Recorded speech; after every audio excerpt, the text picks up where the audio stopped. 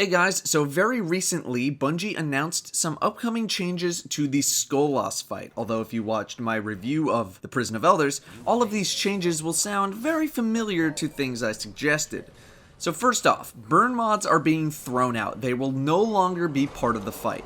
The reasons Bungie gives for this change are because 1. Burns are too punishing in the fight, 2. It causes players to rely on a common tactic, otherwise known as straight up burning him within the first 45 seconds of the fight, and 3. The difficulty swung too much from week to week. For example, solar and arc burns ended up being much harder than something like void burn for somewhat obvious reasons. There is no intended void damage in the Skolas encounter, making that week much easier than the other two. I would personally add a 4th reason to this change, and that is that they are reducing the importance of relying on elemental primary weapons. During a burn mod, there is very little reason to use an element other than what the burn mod is, or to use a weapon without an element on it. Obviously, not everyone has an elemental primary weapon, which makes the encounter that much harder for those without it. The removal of the burn mods eliminates burn strategies so that people actually do the fight, which is, I'm sure, what Bungie wants people to do. It also makes the fight a much more consistent experience, which is what you want in an encounter. You don't want strategies to radically change from week to week, nor do you want the difficulty to change that frequently, if ever. Of course, the removal of the burn mods means Skolas' health needs to be adjusted accordingly to compensate for the lack of a burn, and that is exactly what is happening as well. Skolas' health is being reduced to compensate, but overall the experience and damage requirements should be about what you were doing before. We don't know by how much his health is being dropped, but I'd hope that it's by maybe around 50%. By chopping his health by 66% to essentially exactly compensate for the removal of burn mods, you may still enable burn strategies to be used since the health to damage ratio basically stays the same. They're also making the encounter more predictable by having minions spawn at certain health intervals instead of being put on a timer. This is a good change for the vast majority of people, but I will kind of miss this mechanic because I enjoyed being rewarded for being ready for a wave of ads spawning and then killing them near instantly. The reward was that you had an open field to use to either disable mines or just damage Skolas without fear of the ads. I enjoyed the semi-panicked nature and having to react on the fly to the situation, but I doubt many other people enjoyed this whatsoever, so overall, it's a good fix. The removal of the burn mods means removal of these ads will take a little bit longer to do, so it kind of balances itself out. The makeup of these ad waves is also being altered, but we don't know how just yet. One thing not mentioned were the mines. I would have liked to have seen something that made you have to disable mines before Skolas was killable.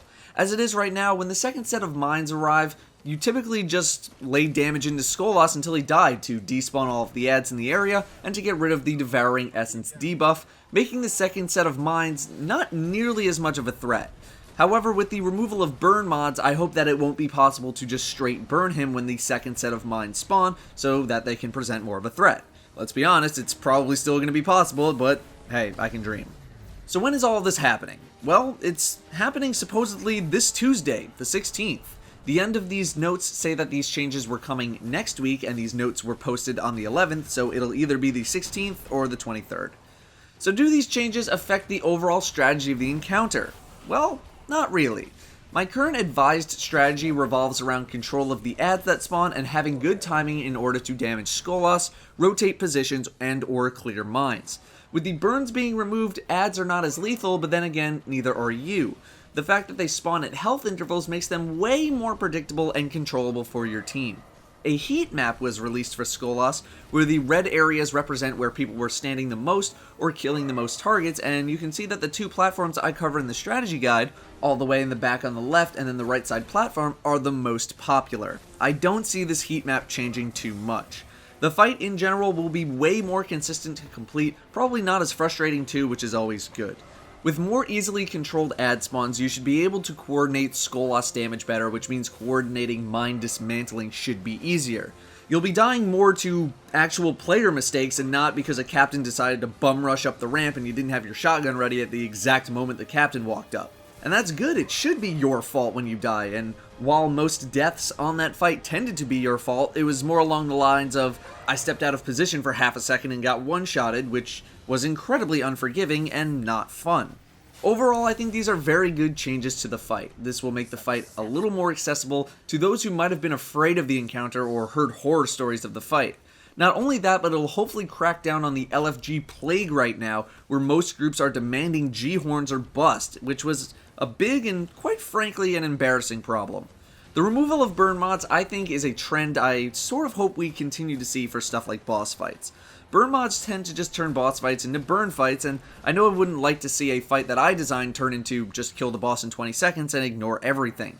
I don't think we'll see them completely vanish from the game, but I hope they're used a little bit better than they are now.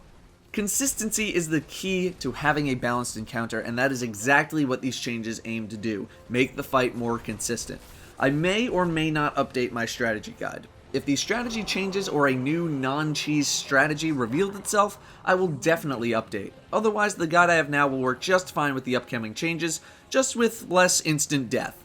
Clearing ads is still going to be very important. It's not like you can just ignore them, but it won't be as frustrating or panicky. That'll do it for me though. Thank you all very much for watching, and I will see you next time.